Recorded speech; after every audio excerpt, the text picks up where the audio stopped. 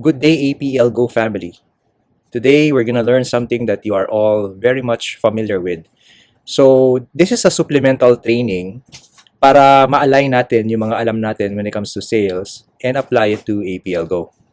By the way, this training material is a combined experience and collaboration between the members of the corporate management. CM Dre Flores and VP for Sales and Marketing, Mr. Charles Aralday, we all collaborated to put in this material together para lahat tayo may basis or in sync tayo when it comes to our way of thinking and our approach when it comes to sales dito sa APL Go. Now, as for myself, my name is Brian Plazo, and as your facilitator, it is important na I also provide you mga information about myself, of course, my background in sales, para ma-establish natin yung credibility of the content. So, by the way, I am a medical technologist by profession, but most of my career, I worked as a sales regional manager for different top clothing brands, including Bench and Giordano. I also work sa call center. So, marami sa atin dito sa APL Go, mga taga-call center. So, I also work at a call center, and I started as a sales representative. I became a sales team leader, and I was also a training manager and operations manager for sales. I've handled different products and for different companies in the US, such as Dell Computers, Sprint, Nextel, Yahoo, Directway. And when it comes to the Australian company, I also work with Optus. Now, most of my career, I built it over the real estate industry. So I worked as a country manager when I started there. I was assigned in Australia, and I was assigned also in Japan. Then I was promoted as the Vice President for Asia Pacific region with Megaworld Corporation and Vista Land. So I was handling all the countries within Asia and Oceania, which means I also handled Australia.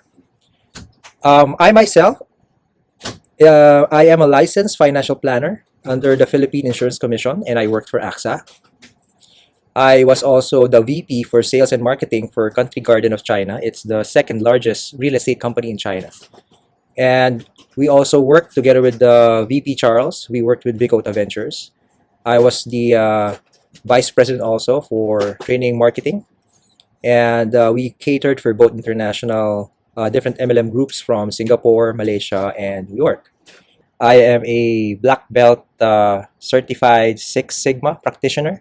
And my certification is from Dubai and from UK. And right now, I am your VP for business development for APL Go Philippines. So there you go. So I hope this gives us more confidence in the content. But anyway, let's go and start with the main topic. Sales is a very important matter in the business because it is the lifeblood of any business. At some point, lahat tayo, we've been selling, of course, our entire life. Kung hindi kayo confident about your sales skills, meron kayong innate na sales skills. When you are trying to convince someone, di ba? Either, you're trying to give your opinion, idea, or just some plain conversation, it is already considered as selling. When you are applying for a job, every one of us, at some point, nag-apply tayo ng trabaho, di ba? You're already selling yourself. When you are courting someone, sa mga guys dyan, pag nanliligaw tayo, yung mga naging asawa natin ngayon, mga naging girlfriend, of course, todo-todo yung pagbibenta natin sa mga sarili natin, di ba? So, yan ang mga part of growing up as our experience na nagbebenta na tayo. When you are promoting a very good movie, kapag nagkikwentuhan kayong magkakaibigan, di ba? So, todo-todo tayo makapag-promote ng isang movie, ng isang series, or anime na napanood natin. So, it's already part of selling. And I believe that people are meant and born with an innate talent when it comes to selling. And we just we have to continue to hone the craft and make the most out of it for the purpose of achieving financial goal. So, ito yung pag-uusapan natin. So, sales is the lifeblood of any business, right?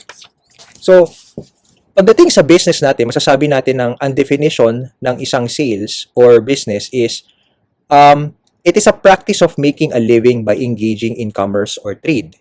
Yan ang definition talaga ng business. Now, commerce by definition is buying, selling, or trading. So, it involves sales. So, thus, para sa atin, tayong mga business people, a business's lifeblood is sales, and without lifeblood, parang tayong mga tao, di ba, mamamatay tayo. Same with a business, if it cannot generate revenue through sales, either its product or services, or pwedeng intellectual, kung yan ang minamarket natin, the business is bound to fail. So, if you do not learn how to engage in selling, regardless kung matalino ka sa negosyo, whatever competency that you have in managing the business, it is going to be a failure or it is bound to fail. Another point is, a healthy business is the result of two major approach. So, the first approach, of course, when you are a businessman, kung gusto mong maging healthy yung business mo, mag-reduce ka ng operational expense. We're not gonna focus on this one. Of course, we're focusing on selling. But it's best for you to understand that anything that we spend that will generate income more than what we spent for is commonly known as cost to the eyes of many. But of course, with business, it is called an investment. You have to spend money to earn money. And it is essential for us to run the business, logistics, wages of employees, marketing, promotion, and etc. Of course, we need to do that. And second point, you have to make sure that you are at least getting the required prospect buyers with that kind of investment. And of course, yung benta do sa mga prospect buyers natin. Whenever you spend any amount of money, it has to have a purpose, of course. There will be times that it may take a while to see the returns, but overall, what you earn should always be bigger than that of what you spend. In this aspect, rather than cutting operational expense, a better approach is to find cost-effective ways when spending your money. Or, a better suggestion is improve the influx of sales. So, let's talk about the second approach to a healthy business, which is to increase your sales. Okay? So, this is the main gist of our topic. How do we increase our sales so we do not need to reduce our operational cost? Let's go to the third point. Sales generate more employment or expansion opportunities. So, this is where we should be heading tayo dito sa APL Go. Pag kayo ay isang distributor, you're not looking into hiring employees, di ba? Kasi distributor nga tayo. However, if you're able to generate sales, you get good commissions, and you'll have more opportunities and funding to create initiatives and activities to grow your own organization or your own group. Siyempre, eventually, magkaka-downlines kayo when you join here if you're gonna be an active distributor group and you're gonna be a leader. Okay?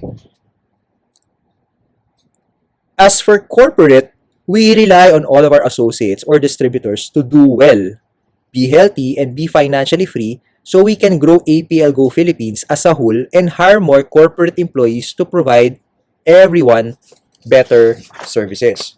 So, this is the main reason as to why we need to get serious in getting those sales. Because, as a businessman, as an entrepreneur, this is going to be our life's mission. So, before we proceed to the main topic, which is sales, this is very important. We have to understand first and differentiate sales and marketing. Okay? Kasi yung iba dyan, feeling nila, nagbebenta na sila, bakit walang pumapasok na benta, nasa phase pa lang tayo ng marketing. Okay? However, we're not going to focus on marketing, but to differentiate it, it is very important. To guide us, when you are establishing a business, it is better to know what's the difference to determine your expected results. So, ano nga ba ang marketing? Okay? Marketing can bring sales and sales results in turn can be used for marketing. So, para siyang synergy, para siyang bilog, paikot-ikot lang siya. In essence, we do marketing so that we can bring in customers to our company. So, pagka nagpo-pull in pa lang kayo ng mga kliyente ninyo, nasa marketing phase pa lang yan. Okay? In turn, this should result into sales depending on how you handle or compel at a customer that you are already engaging. Okay? So, malinaw tayo ha. So, if sales are good, it can also be used as marketing.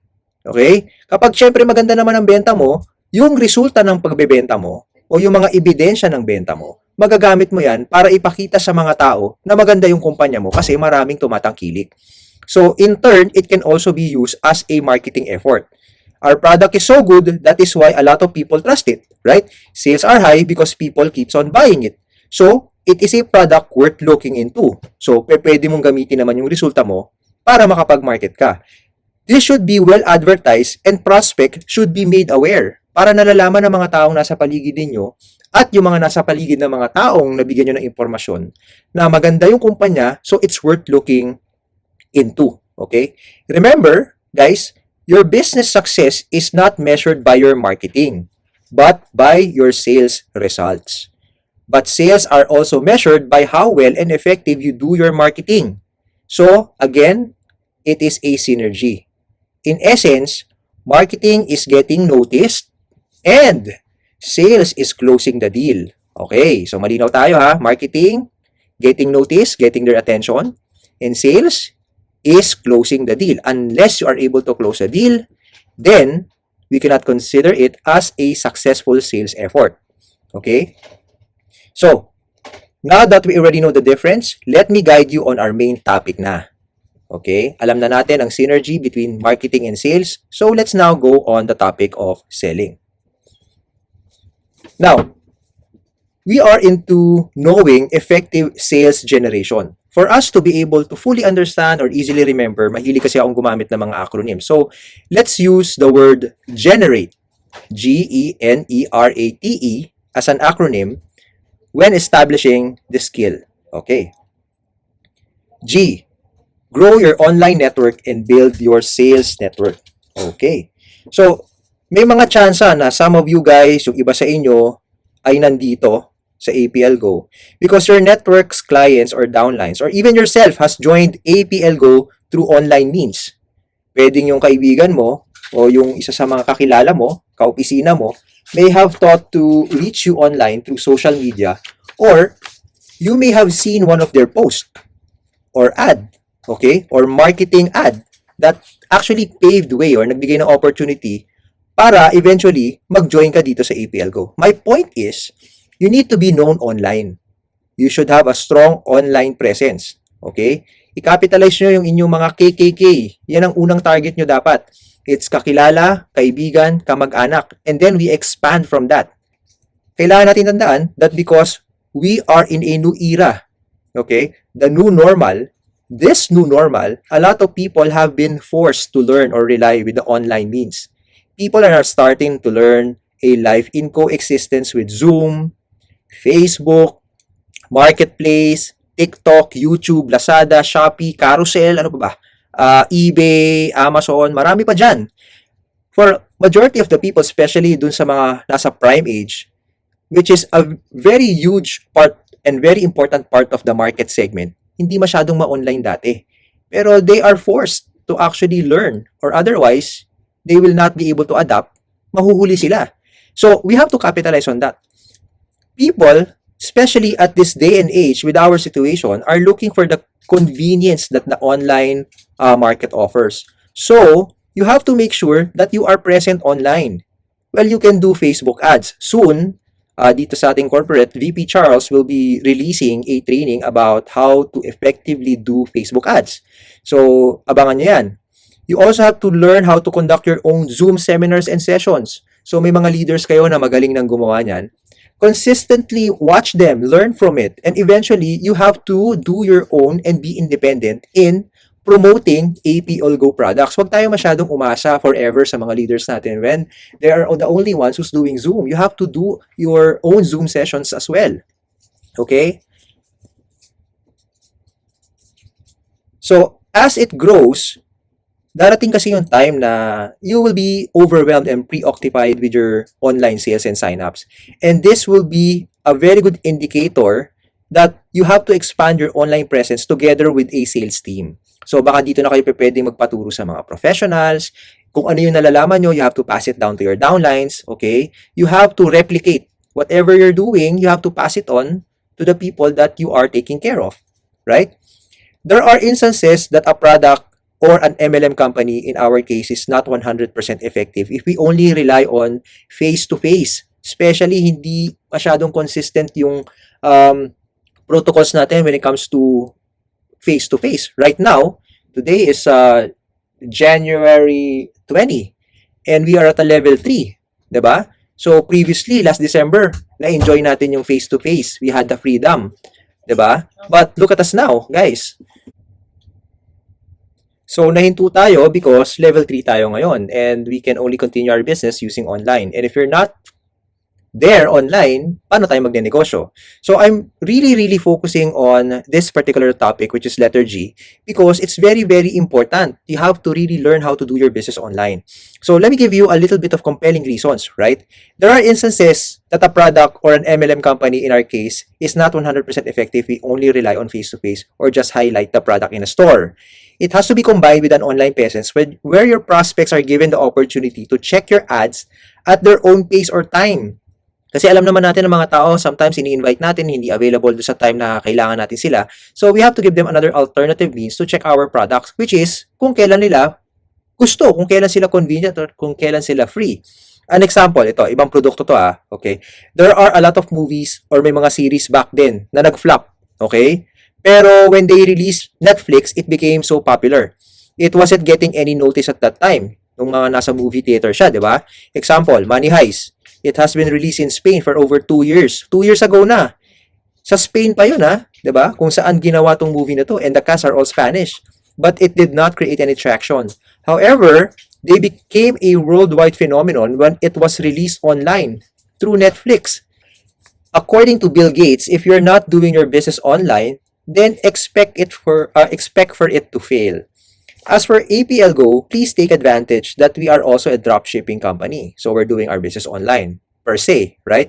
We can take advantage of the option apart from our face-to-face interaction. Utilize all the materials that is in your replicated website and then post it and learn from all that is already available out there. So, tingnan nyo yung hashtag natin sa Facebook, yung hashtags APL Go Philippines. Makikita nyo yung iba-ibang ways ng pagpo-post ng iba-iba nating members. Tignan nyo yung maraming likes, maraming page na subscription. Try to search it also in YouTube, yung APL Go. And try to see kung ano dun yung medyo maraming post or maraming likes and maraming subscribers. And learn from it. Maybe you can do your own version using the same information. Anyway, global naman tayo. We can use the same information that others are actually posting online. As long as accurate siya. You just have to check if it's accurate. Okay. Now, next is letter E. Establish an easy and simple to remember USP. So, what again is USP? Okay? USP stands for Unique Selling Proposition. This simply means that highlighting yung pinakasimple, okay, na paraan para makilala yung ating product. In the case of APL Go, maraming magagandang examples, especially with our product. So, let's go for examples sa mga produkto natin. Very simple. We just have to say, we're number 1. Diba? We are voted as the number 1 immune product out of hundreds of different global MLM companies worldwide by Business for Home. 2, we are unique. We are the first and only negative ion drops in a form of a lozenge. Wala na tayong ibang katulad. Guys, remember the word exclusive. We are first to market in the world, right? Our products are patented and sold only by APL Go. Okay. 2 words. Potent and effective. You can already feel yung epekto ng product natin in 7 minutes or less because of its sublingual delivery system, diretso sa blood vessels. And our products are infused with DNA, negative ions, na pagka kinain mo, hindi na dadaan sa tiyan mo, hindi na ipaprocess, so it would not take 7 hours for your body to fully absorb it. Diba? Next, we have a huge target market. We cater to a very wide range of health improvements. Kasi meron tayong 15 different products, di ba? So, yan ang kagandahan when it comes to our product. O pag-usapan naman natin ngayon, ano yung USP natin when it comes to our company? Again, number 1, we are voted as the number 1 MLM company in the world by Business for Home. Okay? Stable and experience. Okay, might be new in the Philippines, yes, but APL Go has been in the industry for more than a decade now. Okay, we are global, we are international. We have presence worldwide. We have it in Europe, we have it in Africa, in USA, South America, Asia Pacific, and the Oceania, right? So, anong USP mo? Maraming kagaya to, pero it separates us from the rest being number 1, and second, bago siya sa Philippines, but hindi siya bago sa industry, right?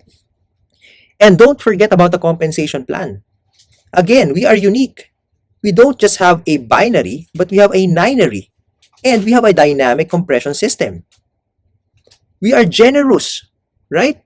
63% commission payout, one of the largest, if not the largest, commission payout by any MLM business has ever offered. And we are diverse. We have 11 ways to earn in APL Go.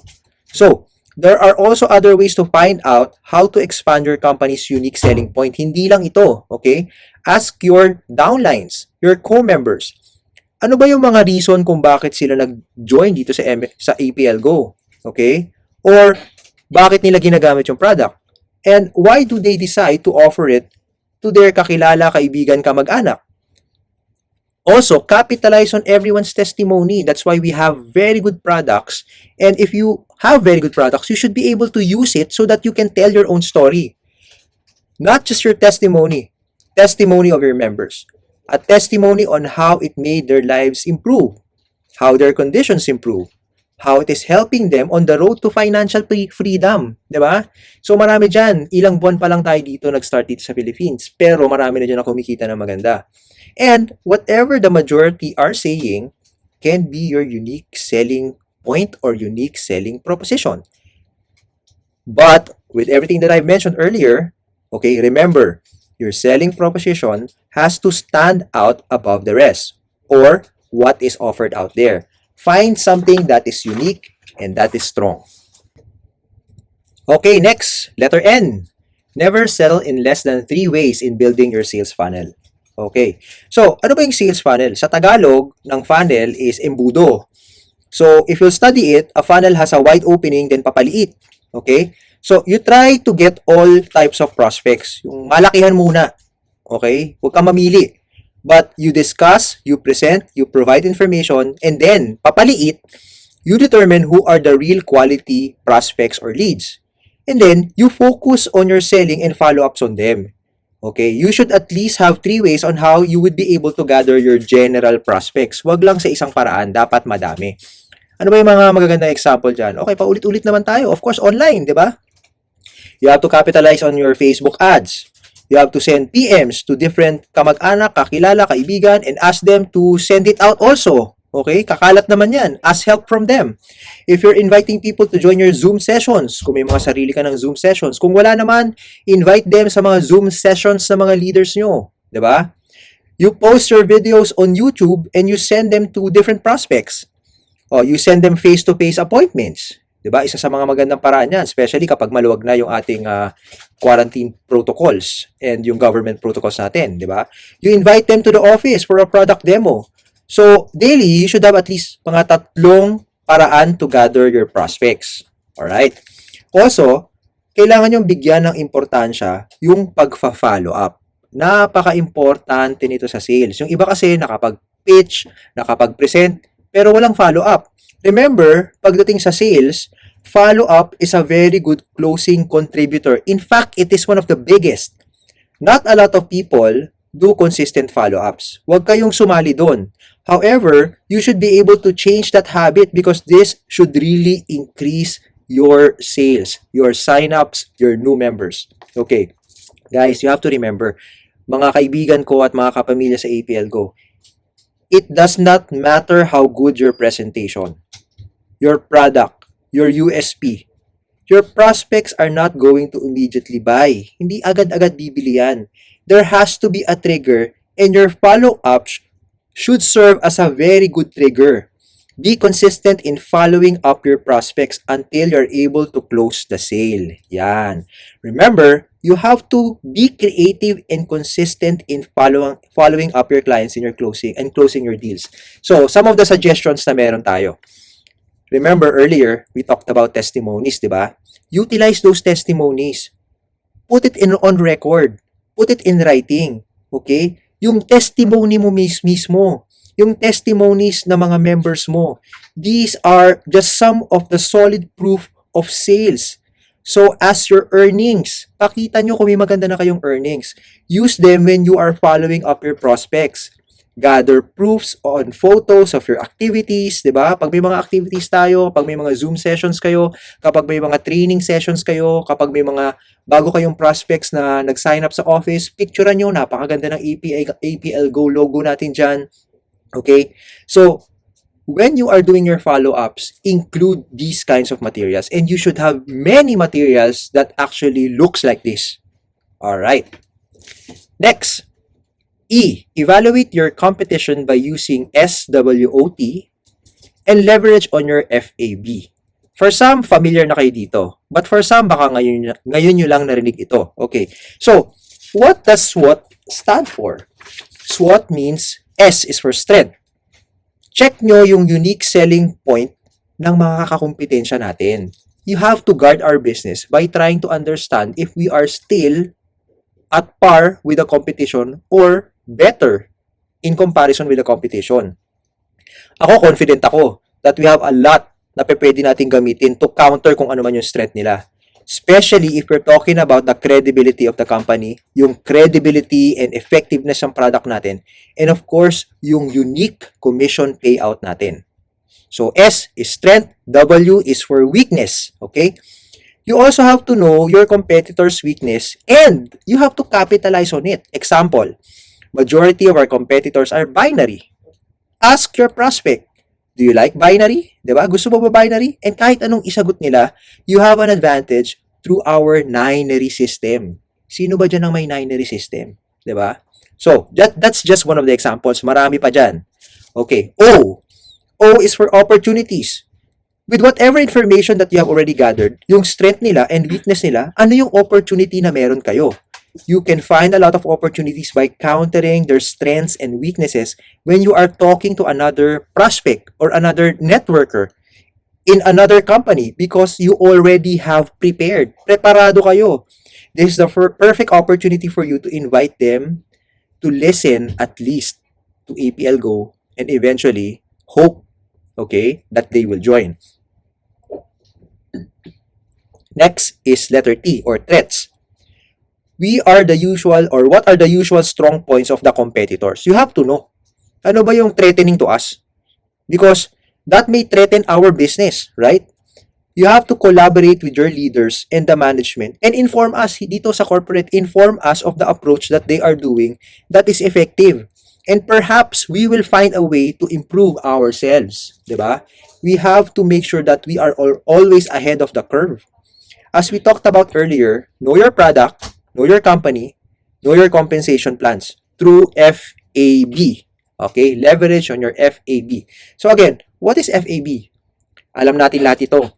This is features, advantages, and benefits. I gave a few examples earlier do sa unique selling point natin. I'm sure you have a lot of ideas out there.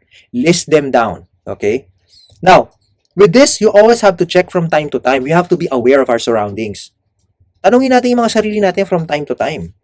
Are we still the only product that markets anion drops or negative ion drops? Are there other companies out there that has copied our binary? What are the companies that is at par with selling our most sellable products like GRW or NRM? Meron bang iba dyan? Better be prepared, guys. Kailangan lagi tayong aware and prepared and always know your company and products, features, advantages, and benefits. We need to always make this tremendous effort, to always be ahead of the curve by knowing the market. Our stand in the market, we should know our place and our advantage. Okay? So, this is the only way that we can enhance our products, our system, our way of business. If we are ahead in knowing the competition, then we can always be ahead in adapting to what the market wants and what the market needs. So, always remember, what they can do, we can always do better. Alright. So, yan. Letter R na tayo, guys. Rewards and value-added services should always be a given.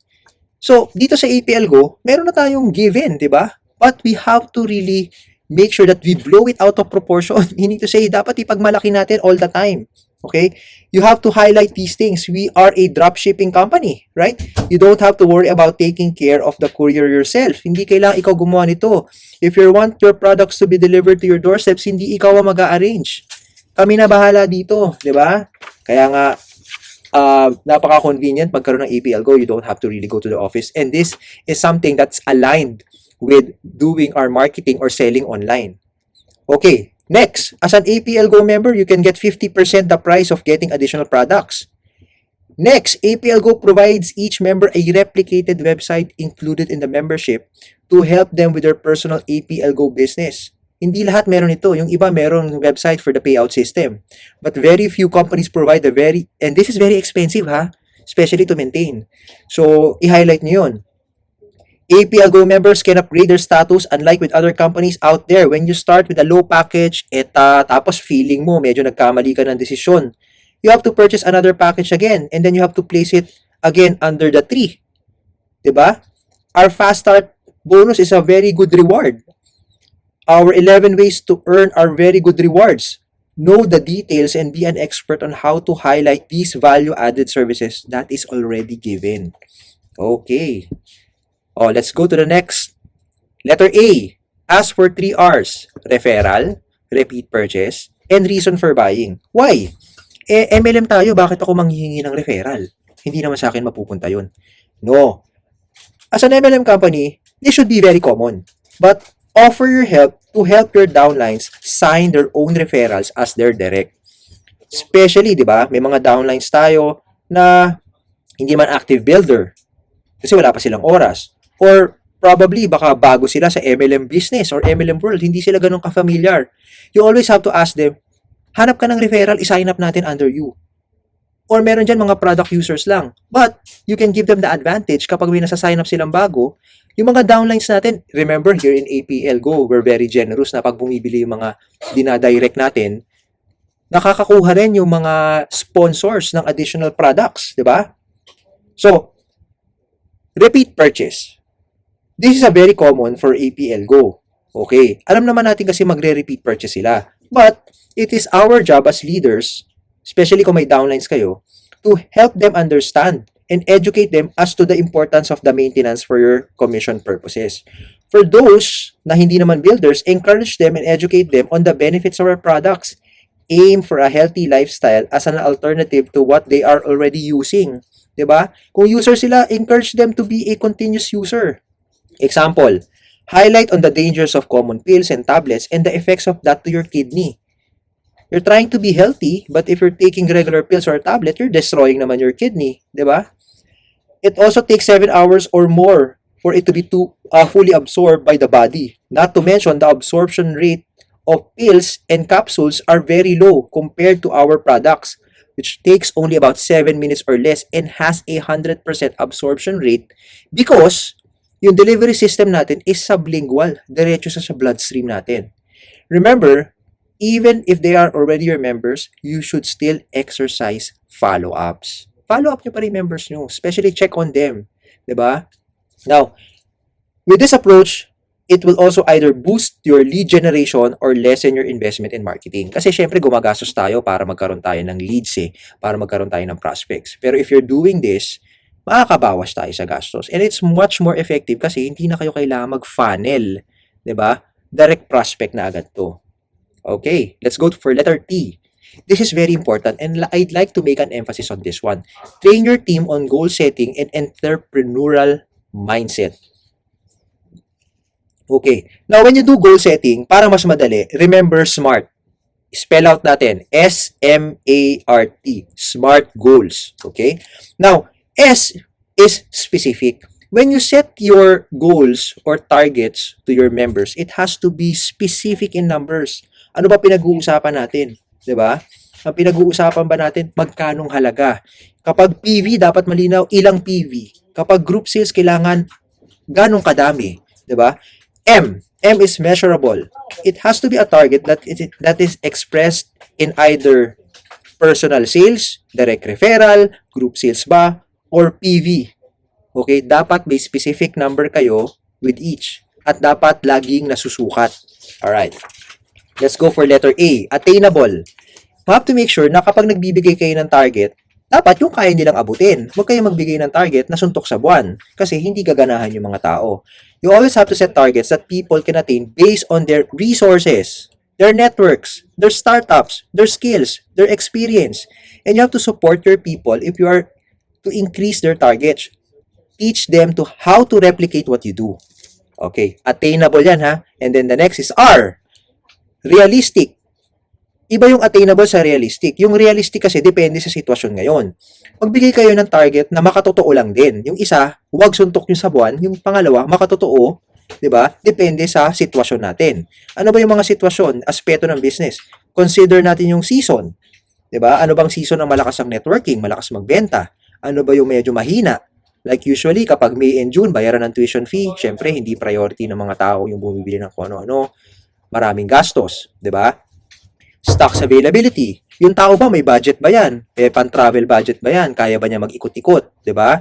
Healthy ba yan para lumabas sa bahay or relying lang siya sa online? Ano bang manpower niya? Malaki ba grupo niya? At saka yung ibang resources. And lastly, for SMART goals, 'di ba? Nandito na tayo sa last letter T. Time bound. Lahat ng targets na ibibigay natin should be measured and attained and broken down either weekly, monthly, quarterly, or annually. Hindi pa pwedeng, ito target mo, tapos na. Hindi na kayo nag-usap. Okay? And with targets, you also have to do follow-ups. Kasi nga, may time bound, di ba? Kapag may weekly target kayo, tanongin nyo, nakamagkano ka na ba? Kasi may monthly target tayo. Ano bang kailangan mong tulong? Right? So, it should be part of your support. Alright. Now, when it comes to entrepreneurial mindset, okay, members need to be trained to be focused on solutions and not problems. So as a leader, you have to create that certain kind of culture. Ito dapat ang kultura natin. Kapag tayo, leaders, tayo pa nauunang magreklamo, so ang fina-follow na character ng ating mga downlines, yung puno. 'Di ba? So kung anong puno, yun ang bunga. So as a leader, you have to train yourself and you have to train your members to focus on solutions and not problems. Remember, when you're doing MLM business, you are doing your own business. We have to create a culture of flexibility, okay? And focused on the end result. Ano ba end result mo? Ano bang goal mo rito? Kumita ng pera. May konting problema, nauna tayo magreklamo. So yan ang ifa-follow ng ating mga downlines. But if you're the type who never stops the progress when problems are arising, instead you focus on not what's lacking, but you focus on what's the available resources and how to convert it with money. A successful businessman always finds a way to make money out of nothing. Kung hindi pa kayo successful, baka ito yung lacking sa atin. So you have to build this mindset and you have to pass it on as a culture to your downlines. Okay? Next, ito na yung last. Expand your target market. Baka kasi pag nag-iisip tayo ng bebentahan yung mga market na doon lang sa may mga free time, doon sa mga gustong mag-get away from the regular 8-hour shift or job, maybe we should be looking into medical practitioners muna or doon sa mga taong may sakit lang, 'di ba? Those are doing work from home.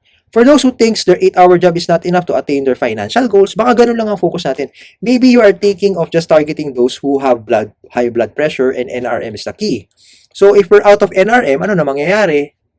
'Di ba? Wala nang negosyo, the business stops. We have a lot of cases like this. So we have to expand our target market. Learning all the products. All of it will give you much potential and opening new doors beyond your comfort zones. Remember, mga kapamilya, APL Go has 15 different products and each product has multiple solutions that it can provide. It is difficult to have a few specific target market. You have more competition kapag ganun. Marami kayong kompetensya because nililimitahan nyo yung espasyo na ginagalawan nyo. So you have to create bigger target market so that you can have a bigger space in establishing your business. So, remember this information, guys. We can build our sales skills with everything that's here. And if you have additional suggestions or comments, don't hesitate to email us at APL Go. Diba? Nandito lang naman kami ni CM Dre and VP Charles and myself, and of course all of the other support people. So I hope this helped, and I hope that and I'm looking forward to bigger sales for each and every one of us. So thank you so much for listening, and God bless everybody.